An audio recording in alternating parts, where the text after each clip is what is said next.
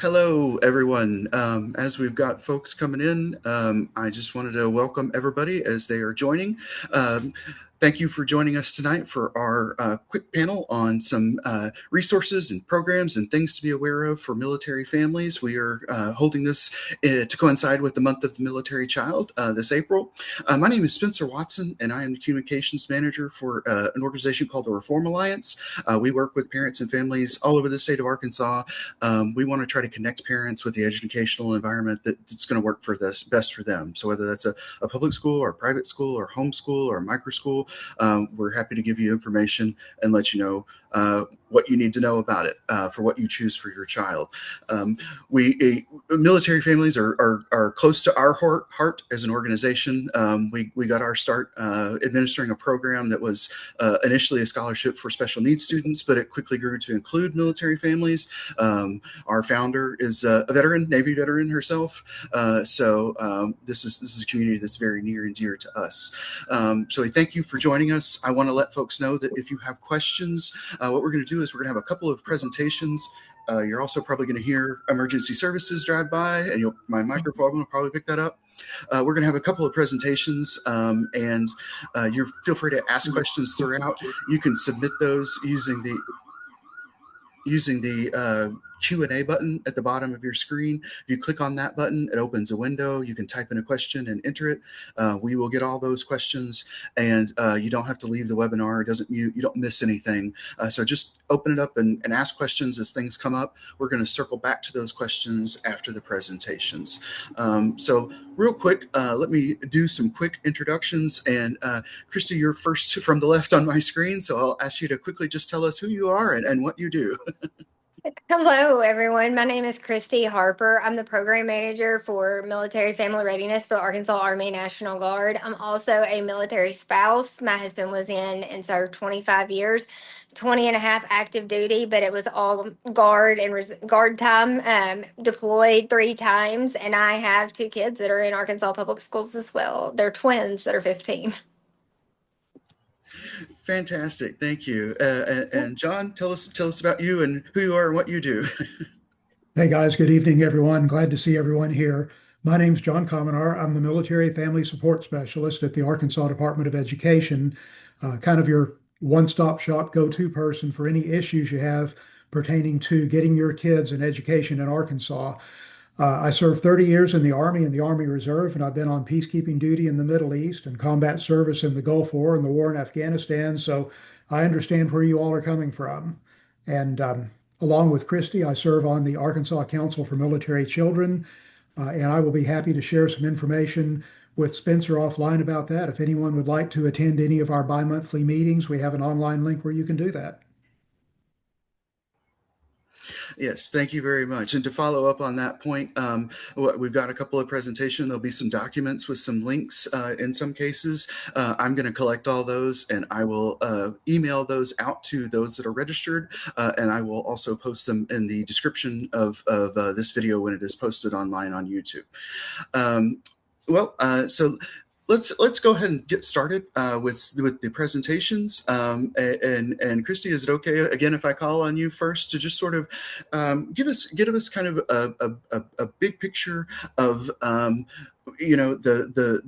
resources, the family readiness support that's there, particularly for Guard members.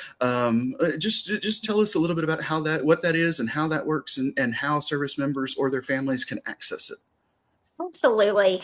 My team when I'm fully staffed, has 8 specialists across the state. They're located all the way from El Dorado to Jonesboro, hopefully Bentonville again soon. And there's a lot of different things that we do to help military families. Just a few of the things. We do monthly outreaches to the families of those that are deployed, just checking on them, seeing if they have any issues, any questions that we can help them with. We also help with like relocation if they are moving around the state, trying to find, a new place to live, tell them what's in the area, the schools in the area. We help with education resources. We help with employment resources, writing resumes. We help with insurance questions, any kind of questions they have about the TRICARE insurance, the dental insurance. We help with enrollments.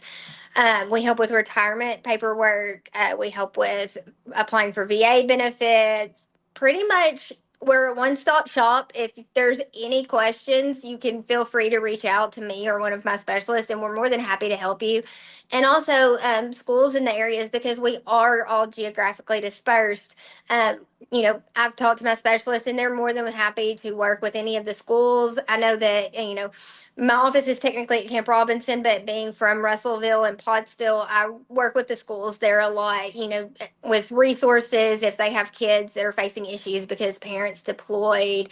I've provided counseling resources and things for them before, and just sometimes just a coloring book of while my parents deployed or something helps a lot. And so having those resources out there, located with those schools really helps so that we can get those things in those hands of those people quickly instead of having to get them from a central location in Arkansas.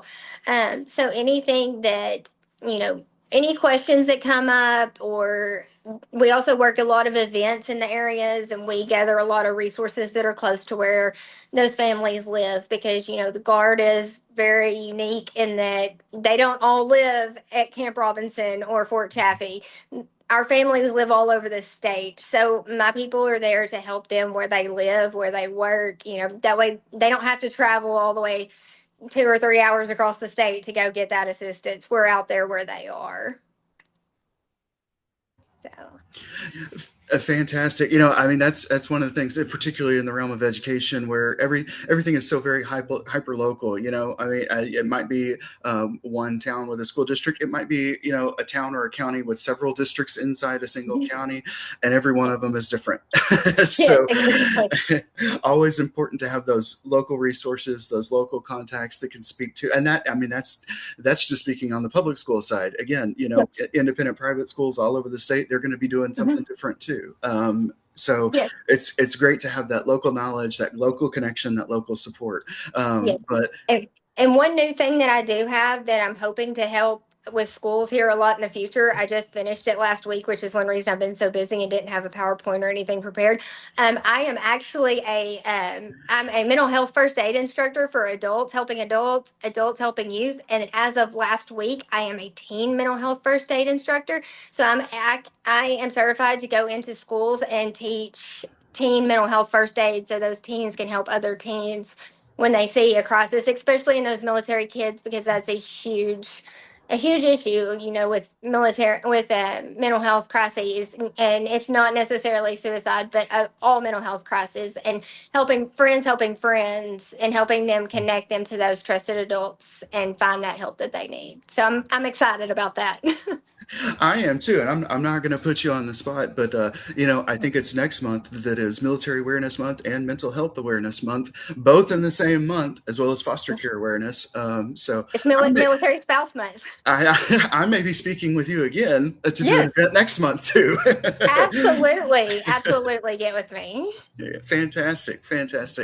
Well, thank you for that. And in Christy's defense, I do want to let folks know, when I invited our panelists to join us, I said, you can do slides, you can not do slides. It's totally up to you. So not having slides is perfectly fine. We like the informal talk. We like seeing your face and hearing the information. Good. Thank you. Okay. John, can you tell us a little bit, sort of explain a little bit more about your connection to military family resources and readiness support, and what do military families need to know in relation to K through 12 education in Arkansas from your perspective? Sure. Great question, and a great starting place. Folks, the first thing that I want to share with everybody is that, and this is important, every public school in Arkansas is required by law, every public school district, I misspoke, is required by law to have a staff member to serve as the district military family education coordinator. So you've got a go-to person at the district level in every school district in the state that is your first contact for anything pertaining to military families. If you walk into your child's school and you go to see the counselor, the principal, and you say, I want to talk to the DMAC, and if they tell you, well, I don't know what you're talking about, you tell them that's your district military education coordinator, and they still don't know what you're talking about, you can tell them, hey, that's the person that state law requires your superintendent to appoint on the district staff to be my go-to person. So cough up their name and tell me who it is. And if they still don't know who that person is, you can always contact me. I've got a roster of all of those folks. And in fact, it's posted online. I can direct you where to find it, to where you can find the district military education coordinator for any district in the state. Now, that person's not necessarily an expert on everything pertaining to the military or what military families might need, but they're there so that you've got someone that you can contact and they can get you to the right person to address whatever your need may be.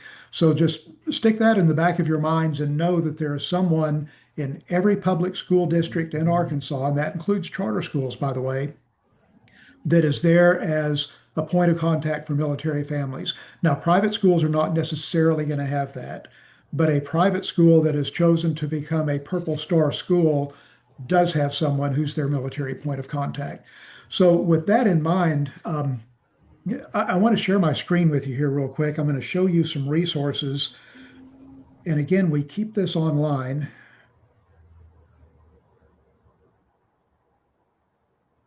All right, let me give it a second. If someone will cue me when that's loaded and when everybody can see the spreadsheet. I can see it. Okay, it's come through okay? Yes, it appears to be fully All loaded. right, good deal. So, folks, the first thing I'm going to tell you before I take you on a walk through this spreadsheet is this is a Google Sheet, which means that if you're using a federal government computer or a military computer, including state military, National Guard, you're not going to be able to access this particular spreadsheet. Those computers that belong to the federal government and any military forces do not have access to Google. So if you need to get hold of this spreadsheet and you can't access it online, you can contact Spencer or me. We both have this as an Excel spreadsheet as well, and we can email that out to you. And if someone will remind me before we get to the end here, I'm going to put the link for this spreadsheet in the chat box. And if you're able, you can go ahead and save that link on your computers and you can access it for yourselves at any time. But this is a database of various organizations that in some way support military families, and it runs a whole range here. If you look at the middle column, the type of support that the organization gives, I've got these sorted right now alphabetically by the type of support.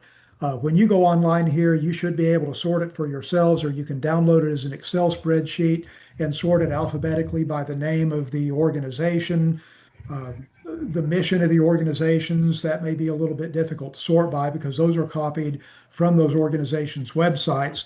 But the point is you can get this information in hand and you can manipulate it any way that you want. And the names of all of these organizations in the left-hand column are hyperlinked to their websites.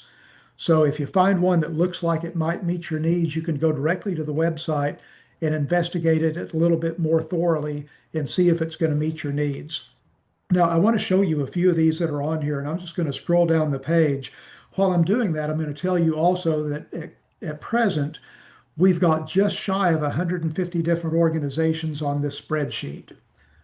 Many of them are state or federal government programs, but the majority of them are nonprofits. Now, for the nonprofits, before we put them on this spreadsheet, we vet those through Charity Navigator to make sure that they are in good standing, they have a good reputation, they are known for integrity, they're going to make good use of whatever donations they receive. So we try to avoid, to the best of our ability, putting any organizations on this spreadsheet that are not as good as what they say that they are. So you can go to these websites with confidence that these organizations are really doing what they say they're going to do.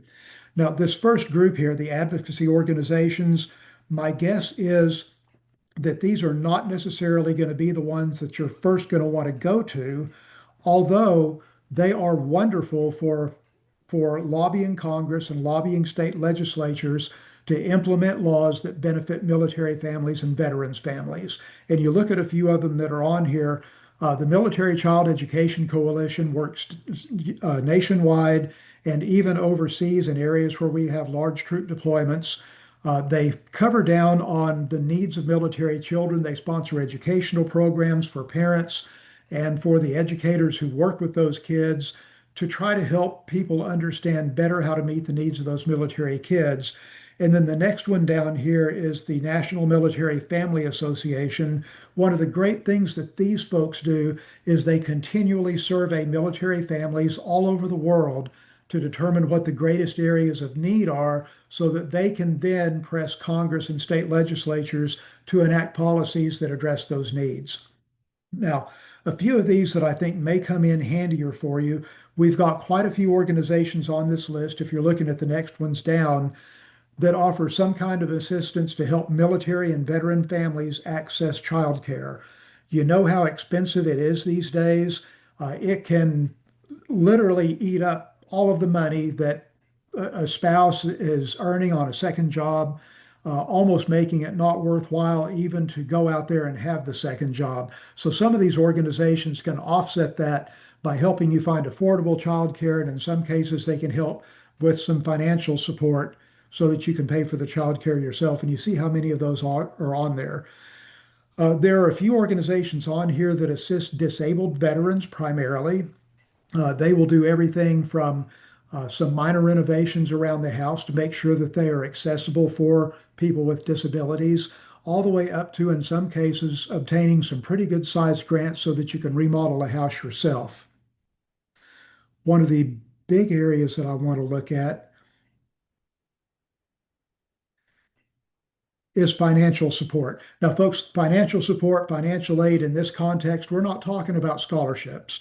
We do have some scholarship programs listed on this spreadsheet, but what I'm talking about here, any of these where you see financial assistance, financial aid, those are organizations that will help out with short-term, no or low interest loans, or with grants to help military families who are facing a hardship to get their hands on enough money that they can make the rent or put food on the table or pay the medical bills that have piled up, whatever the need is. And there are quite a few of these on the spreadsheet. So when you get an opportunity, do look at some of those. Now, some of these are service specific. You see, I stopped there where I've got my cursor. Army Emergency Relief caters to Army families, but the Air Force and the Navy Marine Corps also have their own equivalent organizations that service those members as well. And by the way, for these purposes, my understanding is that it does not matter whether the service member is active duty, federal reserve forces, or National Guard.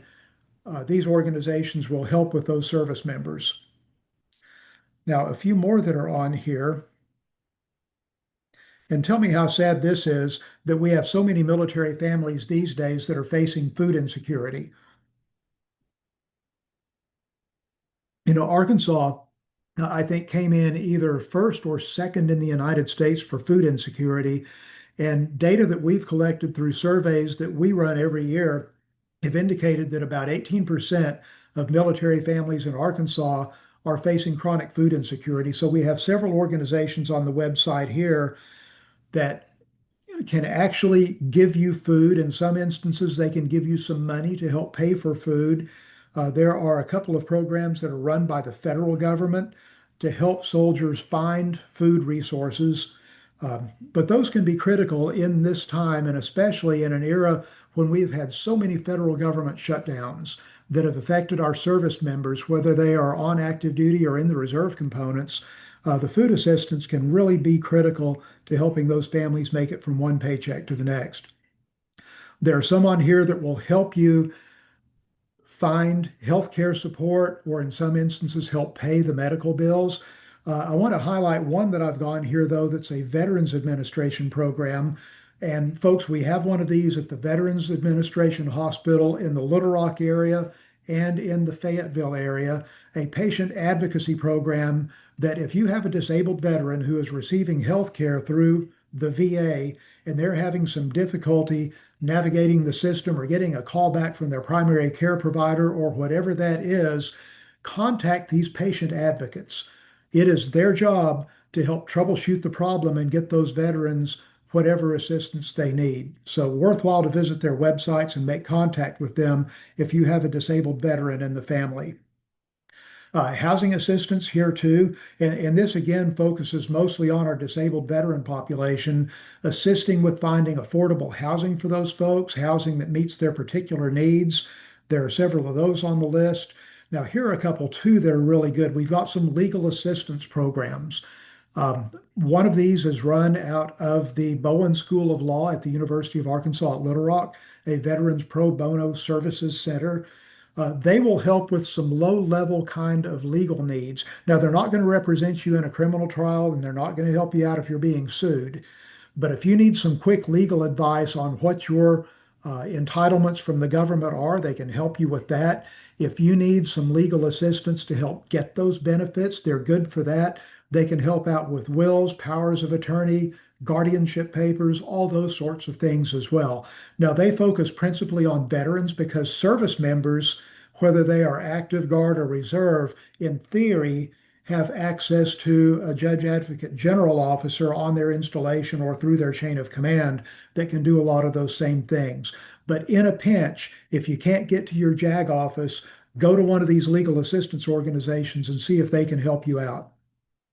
There are a couple of organizations on here for mental health support, some of which specialize in working with military families and the children of military families. And then I want to show you one or two more on here that I thought were really, really interesting. Here we go, pet support. Now, who would have thought?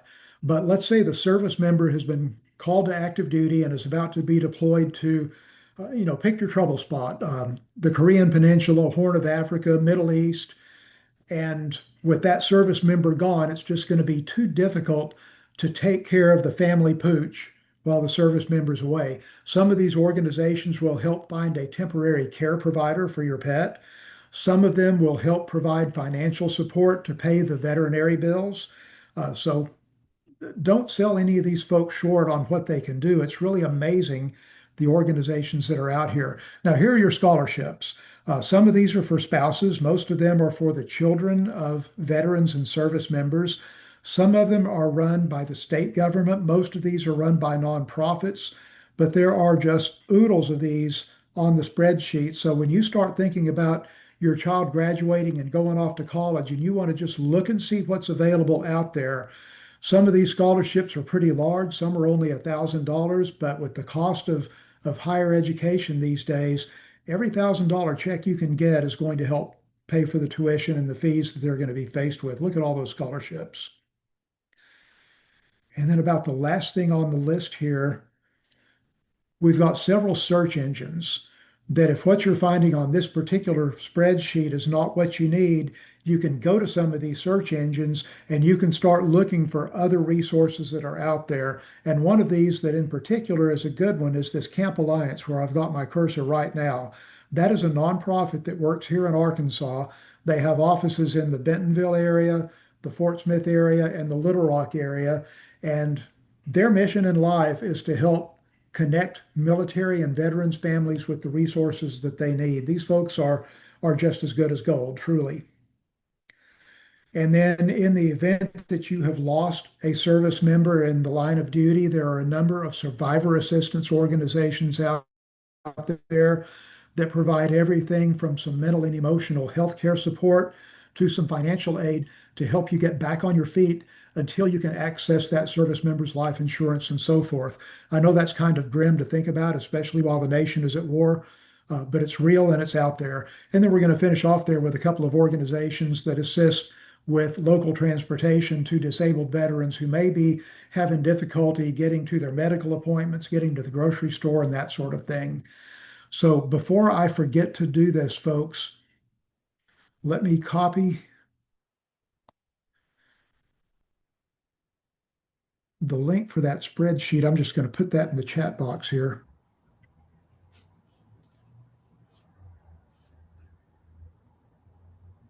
There. And you should be able to click on that if you're not coming at this from a federal government computer or a military computer. You ought to be able to get to that just fine. But folks, take some time and explore that spreadsheet. Look at all the many, many resources that are out there and come back once or twice a year and look at it again, because as we become aware of more resources, we add them to this list. It's one of those so-called living documents that we are continually updating. So please check the spreadsheet out. All of those resources are there for your help and support. So Spencer, I'm going to zip the lip right now and turn it back over to you. All righty. Well, thank you. I mean, that's really great because I mean, both in the resources that you share and Christy addressed this too.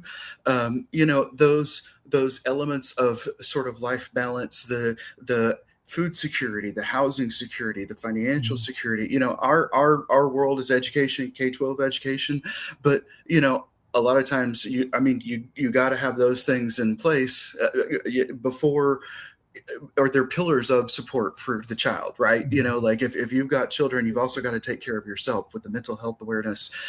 Again, food security, housing security. You know, those are sort of the essential needs that you need to balance before you engage with the world of K through 12 education. But you've got resources for that too, and we certainly appreciate that. I'm gonna. So one of the questions asked for the spreadsheet. So I'm glad you linked it. I had a couple of questions that I had sort of written down, and you know, you can sort of one or both weigh in on this. John, you mentioned the requirement for public school districts to have the military liaison officer or, for Yeah. families. If I'm not mistaken, that's an element of Act 501 from last year, and I've Yes. certainly read a lot about Act 501. I won't put you on the spot and say, tell me everything that it did, but in terms of setting Arkansas as an example in a lot of ways nationally for military family engagement in the world of K 12 education, Act 501 did a lot. Am I wrong there? No, you are not wrong, Spencer. There are several really excellent programs that were established or that were expanded on by Act 501, also known as the Military Child School Transitions Act. And this is all focused ultimately at helping to ease the transition of military connected students as they transfer. Principally, we think of transferring from one state to another or overseas and back, but it can also be within the state. When students transition from one school district in Arkansas to another school district in Arkansas, it's a little bit more easily done than from state to state, but still, we occasionally run into hitches with those. And some of the highlights of that act that are really worth knowing about, and some of these you can tell are geared towards active duty families. But, ladies and gentlemen, National Guardsmen, Army Reservists, Air Force Reservists can be called into active federal service and sent somewhere else in the United States. And in that case, these programs are good for them as well. One of the things that we have in Arkansas that not every state does is advance enrollment for an incoming military family. As soon as that family receives its PCS orders, its transfer orders, they can reach out to the school district in which they plan to enroll their child and get the student provisionally enrolled right then. The child can go ahead and start taking online classes if the school district has that option available. And if that school district does not have the option available, we have a couple of organizations in Arkansas that do. Arkansas Virtual Academy is a school district unto itself that does all of its education online. So that's an option. Arkansas Virtual puts together all sorts of online educational programs. Now, that's separate from Arkansas Virtual Academy. But those are some resources that incoming military families can use. If you are coming to us from Japan, Germany, wherever you may be stationed, you can start your child on his or her classwork in the district they're going to be attending here in Arkansas while you're still overseas. The only key that you need to get through that door is your transfer orders. It also sets up some wider school choice options for military families. You know, typically in Arkansas, the cutoff for public school choice is the 30th of May, if I'm not mistaken. But June for 1, I think military, technically. 1st of May, for June military June, families, June that's 1. June 1. Okay. Yeah, yeah. Just a Thank you. technicality. Yeah. Um, for military families, that's a rolling deadline. You have 2 weeks from the time that you enter Arkansas to decide what school district and what school you want to try to enroll your child in. And that's whenever you PCS into Arkansas is when that clock starts ticking. So take those 2 weeks, decide which school you want to get your child into, go ahead and start the process. And then that school district owes you an answer within 2 weeks as to whether or not they have got room for your child. Some other things that act has done, folks, that expanded on an organization that Arkansas is a member of, the Military Interstate Children's Compact, is a body of law that exists nationwide. All 50 states and the District of Columbia are members of this organization. This particular compact sets up requirements that schools have to meet for incoming military families of active duty service members. And it allows for things like, let's say your child was very precocious and started kindergarten at 4 years old in the state that you're coming from, and then you wind up in Arkansas, where the statutory age for kindergarten is 5 years old. By law, Arkansas cannot make you go back and repeat your kindergarten year when you turn 5. We have to honor the grade enrollment, whether it's kindergarten or first grade, that your child was in when you came here. It makes for transfer of special education services. It eases the transition into special programs such as honors, AP, International Baccalaureate. For students who are into um, extracurricular activities, competitive activities, that compact provides for the school to give your child a tryout whenever they arrive during the school year, as long as they're otherwise eligible in terms of grades, discipline, attendance, and that sort of thing. They at least have to be given a tryout. Now, whether they make the team or not is up to that district, but they at least have to give the child a tryout.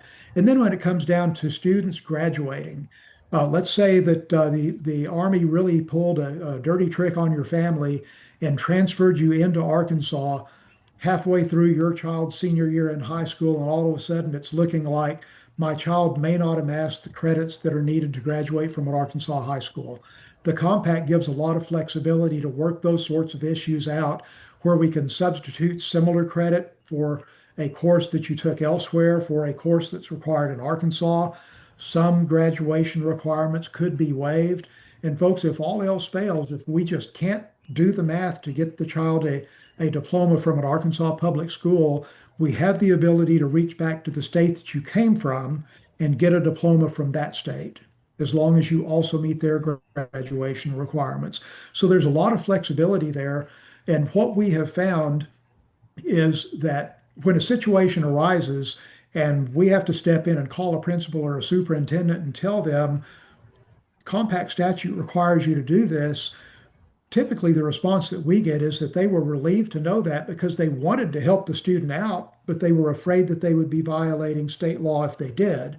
And they find out that not only are they not violating state law, they're actually implementing state law. They're happy to know that they can go ahead and do for the child what they want to do.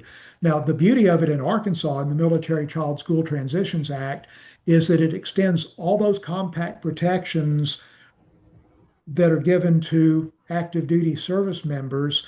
In Arkansas, we extend all of those protections to Guard and Reserve families, whether they're serving on active duty or not. We also extend those protections to MilTechs, the dual status military technicians who work in uniform one weekend out of the month as a member of the Guard or the Reserve. But then during the month, they're out of uniform, they're in civilian clothes, serving as some sort of an administrator for a Guard or a Reserve unit.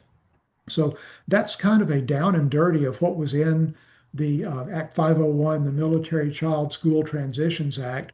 And folks, it is that same law that requires every school district in Arkansas to have that go-to person for military families. So look up online if you want to read something written in legalese, then look that act up and read through it. Or you can wait for this. We are anticipating that by the end of this fiscal year, we're going to have a digital guide to the Military Child School Transitions Act posted online, written in plain English. Now, it's hyperlinked to the statute, so if you want to see exactly what the law says, you can go to that. But your basic rights under Arkansas law will be spelled out in just ordinary language that any of us can read and understand. And we are thinking that we're going to have that published online by the end of this fiscal year by June 30th. When you do, please let me know. As someone who frequently has to read bills and legislation and decipher it, it's certainly not easy reading. It's not plain English, that's for sure. I mean, I understand why it has to be the way it is for legal reasons, but and that's part of why we want to do things like tonight, because it's information that folks need to know. And man, sitting down and reading a bill or approved law is it's not easy reading. I'll put it that way. Christy, I wanted to ask you. So a lot of our conversation has so far tonight. We talked a lot about school districts and the resources of school districts there. But I want to engage also. We talked a little bit about private schools, and I'm going to come back to that.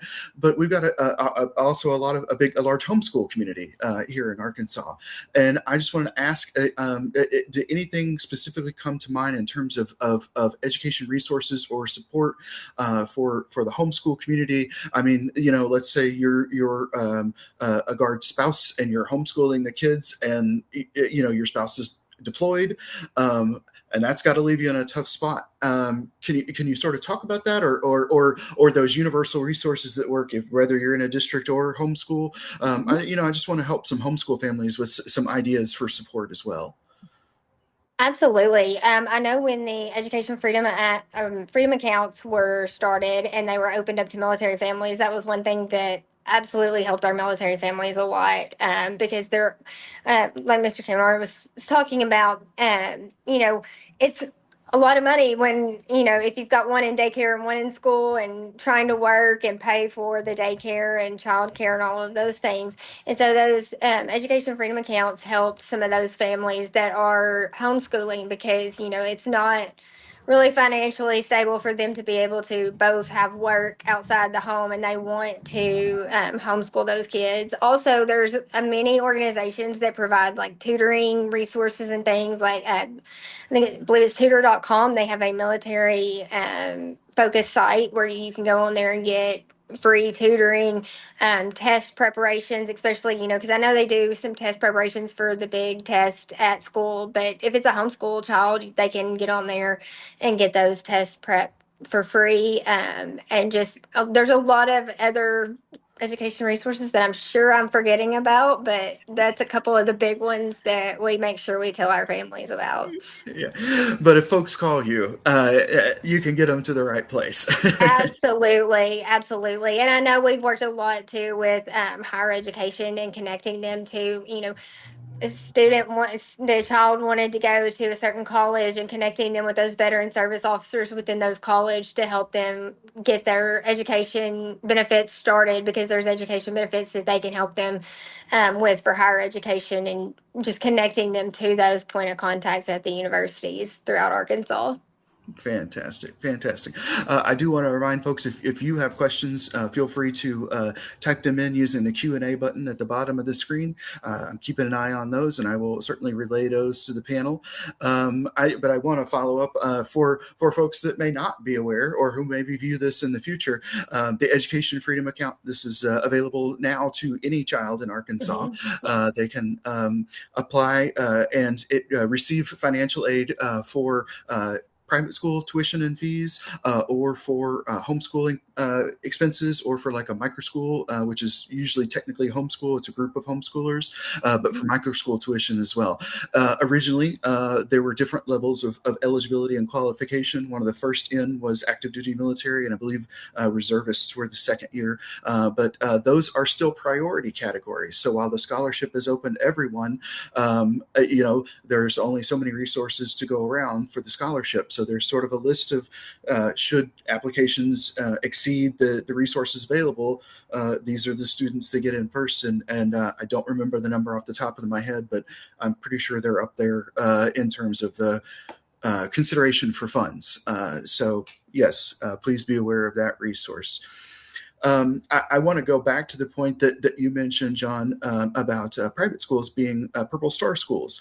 I at one point I did not know that, and so I was illuminated by that fact.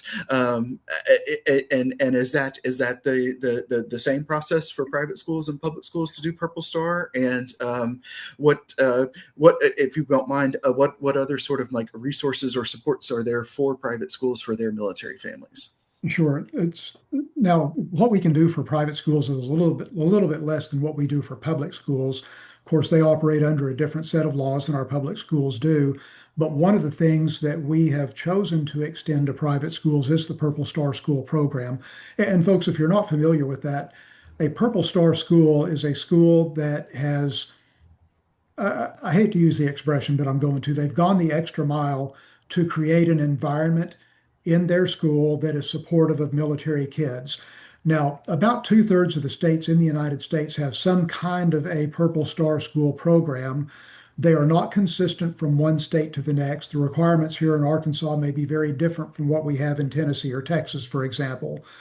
But I am going to put in a plug for Arkansas in this. I think that the Arkansas program is the best because not only do we require the schools to designate a person to serve as their point of contact for military families, we also require that person to be trained in the special needs that military families have, the obstacles that their children may encounter in getting an education. We require those schools to identify who their military students are and to make sure the faculty then know who their military kids are. They have to establish some kind of relationship with the military community in their area, whether it's an active duty installation, a National Guard armory, an Army Reserve Center, or whatever. They've got to have someone on their school level family and community engagement committee that can speak for the needs of military families, and they have to address the needs of military families in their school level engagement plans. They also have to list resources for military families on their website. A lot of them choose to do that on their district website instead of the school website. And folks, some of them simply link to that spreadsheet that we were talking about earlier. And they also have to list the contact information for their military points of contact in each school. And then the last piece of this is that every Purple Star school has got to have some kind of a peer-to-peer student ambassador program, a military student club, call it what you will, that helps to welcome and integrate incoming military students into the student body. And I say that Arkansas has got the best program because several of those requirements exist only in Arkansas, where we really put some meat to the program that is going to directly benefit the military families. And Spencer, to your point, private schools can do this if they want to. We've got 6 or 7 of them statewide that are doing it, and I've just been alerted to a couple more that want to become Purple Star schools. So the number's growing all the time. I think at present we've got just shy of 250 Purple Star schools in the state. Fantastic. I would assume that would be something that you would particularly encourage those schools, whether public or private, close to some of our facilities to really consider being a part of if they're not already. And I haven't reviewed the list, so I don't know which ones are, but Fort Smith, North Little Rock, those places. But I wanted to ask a question of both of you, and kind of feel free to just sort of jump in, or you can take turns. But John, you said some words that definitely resonated with me. It was in a different context, but you talked about special needs, and I wanted to ask. Are there programs for military families of students with disabilities or IDEA students that you can call attention to, specifically serving those families with students with special needs, again, whether it's active duty or reserve component or guard, either additional grant assistance or just child care assistance programs that, again, specifically with that special needs in mind? I'll throw a couple of them out there, and then I'll let Christy. Christy probably knows more about them than I do, so I'll start, and then she can bring on everything that she knows about this. But a couple that come to mind. First of all, everyone's probably aware of the Exceptional Family Member Program for service members, children who have special education needs, and then the Military Family Life Counseling Program. And Christy, I think you have access through your office. The school liaison program manager at the Little Rock Air Force Base also can get you in contact with them. And we have them listed on that spreadsheet of resources that are available. Those are 2 that come to mind. And then I also want to point out that in the special education unit at the Arkansas Department of Education, we have a gentleman who focuses on the needs of military families. Rick Porter is his name. Now, if he doesn't know exactly what the need of the child is or how to meet that need, he will get you in contact with someone else in the special education unit who does. But his focus is on military families, and he's a good point of contact in the special ed unit for military families. And now I'm going to go ahead and pass the ball to Christy on this. Yes, I've actually dealt with this quite a lot. With TRICARE, there's some things that they can cover for special education, with the therapies, those kind of things. But like John said, for the EFMP, the Exceptional Family Member Program, we highly encourage our family members that are being deployed to enroll their family members in that. It can be for physical, intellectual, educational, any kind of disabilities that they may have. And once they enroll in that and they are on active duty orders, they can enroll. They have access to the ECHO program through TRICARE. It's the Extended Care Health Option, all the acronyms. And through that, they can get special items to help their kids that regular insurance may not pay for. Of course, they have to be enrolled in TRICARE, but then they pay based on rank, and the copays are, less than $100, but I know that it's benefited several families. I've had families get weighted vests through that program that traditional insurance wouldn't pay for, tablets to help children that are speech delayed to help them speak, all kinds of different things that they've been able to get through that program. And I would just throw in that if you are an EFA family, again, in private school or whether homeschool or whatever setting, the flexibility of EFA funds, if there are remaining funds after your tuition is paid for, can be used on things like assistive devices to help pay, the user portion of that, what insurance doesn't cover. John, did you want to add something? Your hand was up, or was that? Spencer, that was the point that I was going to make, is that EFA funds can be used to pay for therapy and testing. And that had popped into my mind as soon as Christy started talking, because she had been discussing the EFA program. So that's a benefit of that program as well, that parents can use those funds to pay for their child's assessment and for their therapy. Yeah.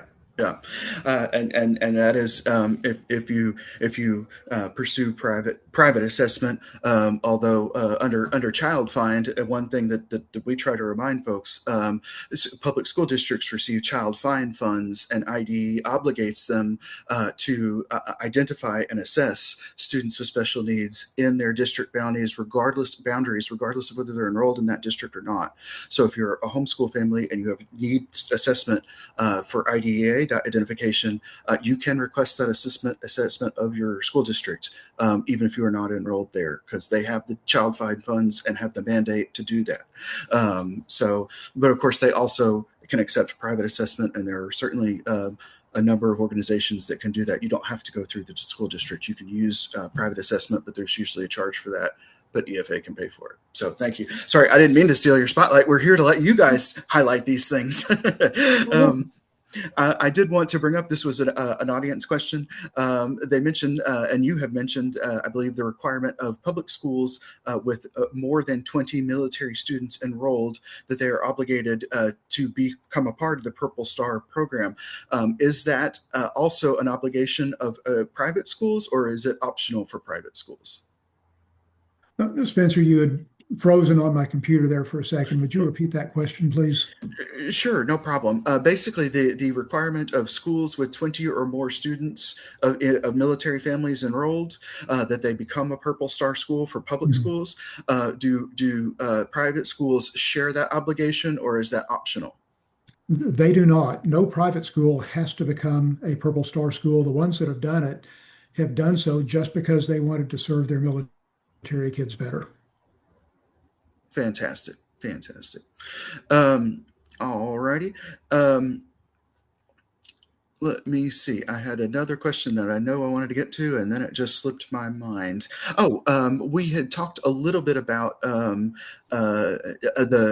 child care programs and assistance with child care programs. And this is, again, kind of a question for both of you, whether it's in the context of active duty or reservist or guard. I'm curious, are there assistance programs? Is that it, or should I say, are those programs inclusive of things like after school care or summer care for children that are in that K-12 band, that they're out of sort of the early childhood care, but that there's need somewhere to go after school or and during the summer? For some of those programs that are offered by nonprofit organizations, that's going to vary from organization to organization. Now, state-run programs here in Arkansas, um, I'm not as sure about what they offer in those terms, but we have a early childhood education office here at the Department of Education that can answer those questions, and they can also help family members get in contact with organizations that can provide the kind of care that they need.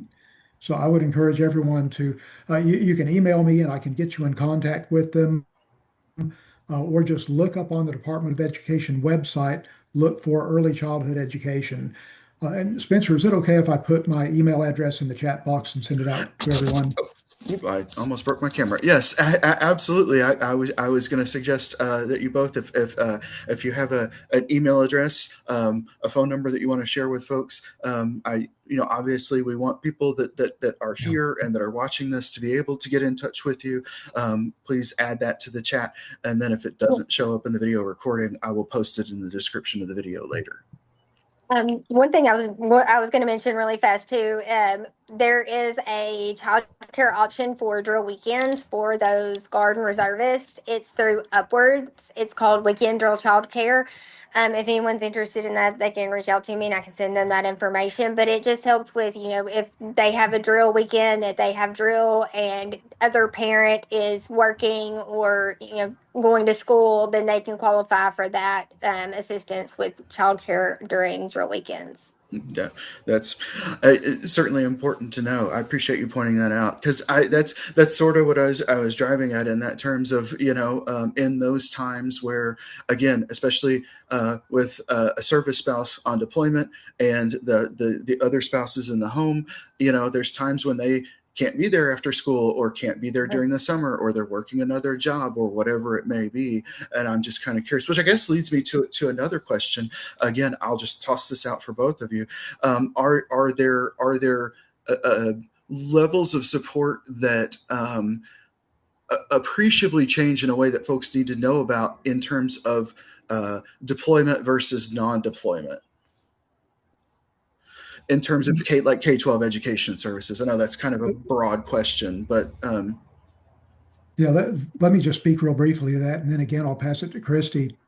But one of the things that goes into effect as soon as a service member, guard or reserve, is called into active federal service is they qualify for all of the protections of the Interstate Compact, not just here in Arkansas, but in every other state as well. And one of the things that allows for here in Arkansas that can really be a gem is in cases where both parents are in the military and both have been called to active duty and they are being sent somewhere else, and the child is going to have to go and live with relatives here in Arkansas. That child can remain enrolled in the school where they were, even if the relatives live in a different county. They have the right to stay enrolled in the same school as long as the family agrees to provide the transportation to get there. Now, that's a little bit harder to access. In fact, you wouldn't necessarily need to access it if the parents have not been called into active federal service. But once that happens, even for a guardsman and reservist, then their children become eligible to stay enrolled in their same school and go and live with relatives anywhere else. It could literally be anywhere else in the United States. Christy is coming to us from Memphis at the moment. Let's say we have a family that is living in West Memphis. The children are enrolled in school there. The parents were called to active duty, and the grandparents live across the river in Tennessee. Well, the kids can go and live with the grandparents in Tennessee, and as long as the grandparents will transport them across the river for school every day, they can stay enrolled in West Memphis schools. So no need to uproot the kids. I've also seen the the pact be utilized because both parents were deployed. They were active duty and stationed in other states, and child had to come to Arkansas to stay with grandparents, and they were able to use that interstate compact to help that child get enrolled in school and have access to all of the services that they needed. And I'm way out of my depth here, so just slap me if I'm totally wrong. But when we talk about reservists or guard federal service, we're talking about, is it Title 10 and Title 32 orders? Title 10 is a federal, and then Title 32 is normally like a state. There is Okay. like this gray area, Title 32, that the active guard reserve, the guys who work at the armories every day, are in. That it's federal funds, but through the state, it's a unique situation. I was hoping to clarify things, but I may have muddied the waters by asking that Yeah, for our question. purposes here in Arkansas, we treat them all the same. Yeah. Now, Yes. other states would not necessarily do that for a Title 32 service member. But of course, any National Guardsman can be called into Title 10 status as well. Mhm. Yeah. Yeah. Okay. And I would add to your point, John, that if the move is such that transportation is a burden or an issue, correct me if I'm wrong, but the children could then apply through the public school choice transfer program to move to the grandparents' resident district at any time. They don't have to do it within that January to June window, like all other That's applications. correct. Under those circumstances, they would be able to go ahead and apply to transfer. Yeah. Yeah. And Not. key there is to get guardianship papers, temporary guardianship papers, power of attorney for guardianship for the grandparents, the relatives that are going to be taking care of the children, so that the grandparents then have the authority to go ahead and enroll those kids in the school in their area on behalf of the deployed parents. Yeah. Yes, and that's one thing we screen for whenever whenever we have units that are deploying. We do the SRPs, SRCs, which are soldier readiness processes, where we screen for, if both parents are military, or if there's one parent that has primary custody that's military, we screen for who needs a family care plan, and in that family care plan, they have to assign that guardian or escort for the child in their absence, and we help them with that as well. Yeah. Fantastic. Well, we're running close on time, and this may take us just a little bit over, but I did not want to end things before asking you to talk a little bit about the council and its work, either or both of you. Chris, do you want to go first? I've really enjoyed being on the council for the last couple of years. I'm the Camp Robinson representative. I was appointed by the previous tag, General Stubbs. And the work that we do, I think, I've seen how it benefits these families. I'm also on the outreach committee, where we do plan things and do outreach and communicate. And I love serving on the council, and just look forward to all the great things that are to come. And Spencer, I've just put a link to the council's webpage there in the chat box. Folks, this is a state government council that has representatives from school districts that have significant numbers of military children, from federal and state military installations in Arkansas. We have a representative from the Arkansas Activities Association, representatives from the state legislature, and then appointees by the governor, the Speaker of the House, and the President pro tem of the Senate. And all of these council members have some kind of an interest in the education of military connected students. So the council has the power to make recommendations to the legislature and the State Board of Education for new legislation or for policy changes to benefit military families. The council meets every other month. We meet the first Thursday of even numbered months, 10 o'clock in the morning, with a different geographic location for each meeting, but we always have a Microsoft Teams link so that people can join us from wherever they want to. In the past, we have had military families or presenters join us from Europe and from the Far East. So literally, you can come to our meetings wherever you may be in the world, as long as you've got internet access. And we always have a space in the agenda for public comments, and we do want to hear from military families about what your needs and what your concerns are. Yeah, I just want to reiterate, they are public meetings. I have been in several of them. I try to join when I can, and I'm just an interested public observer.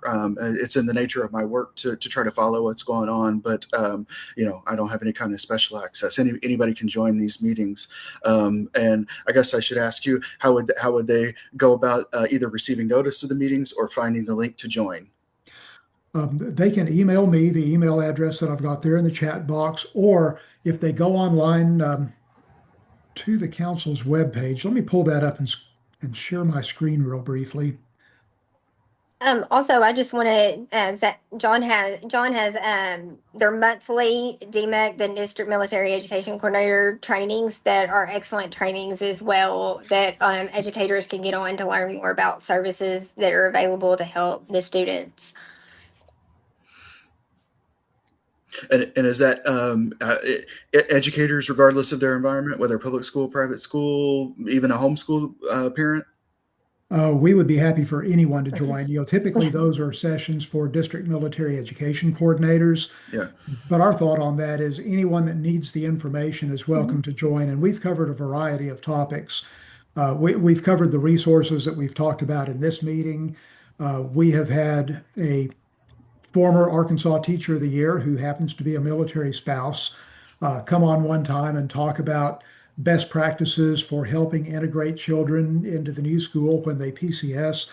Christy has been in one of our sessions in the past to talk about the military family readiness program. And I think, Christy, I think you're due to be back on with us at our session in May to talk about military installations as community partners, if I'm not mistaken.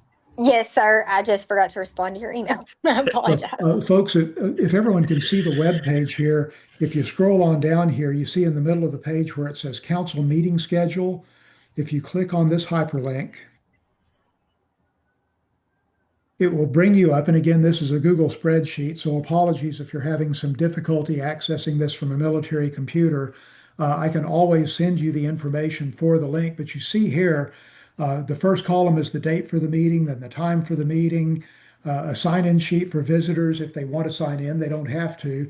And then I haven't posted the agenda for the June 4th meeting just yet, but you'll find the agenda hyperlinked in this column. I'm going to go ahead and pull up the one for our April meeting that we've just held. And you can see there where we have public comments. Anyone who wants to come in and speak to the council can do so. So that's available there as well. And then you can also see in that same spreadsheet, there's the hyperlink where you can join the meeting online, and then there's also the dial-in information. If all you've got is not a smartphone, but a touch tone phone, and you want to dial in that way, you can do so as well. And like Spencer said, these are public meetings. Anyone can come to these. We just ask that you maintain decorum. Don't speak out of turn in that because we typically have a pretty packed agenda, but we do want to hear from military families. Yeah, and I again, as an observer on those meetings, I appreciate that thought is put into wiring them so people that are joined remotely can hear what's going on, because that's not always the case in big Zoom meetings and that are happening offsite. But in my experience, you're able to hear the council members speaking clearly and able to follow the discussion. And again, whether you engage in public comment or whether you're just there to observe, just stay muted and sit back and listen to what's going on. From my experience, I guarantee that you'll learn something new. Well, we are about 3 minutes over, so I am just going to wrap things up here just very quickly. Anything else that you guys want to add? Anything that we didn't cover? Anything that you just want to touch on? Give me the sort of lightning round 15 seconds. You got our email addresses. We want to hear from you. Yes.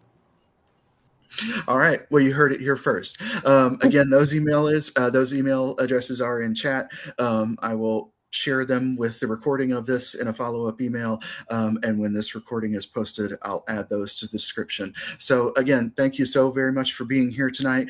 Christy and John, thank you to the audience for joining us. I hope you've learned something. I hope you found some resources that will help you. And if not, feel free to reach out to them. Feel free to reach out to us at the Reform Alliance, thereformalliance.org online, and we can connect you. Thank you all again, and I hope you all have a great night. Good night. Thank you.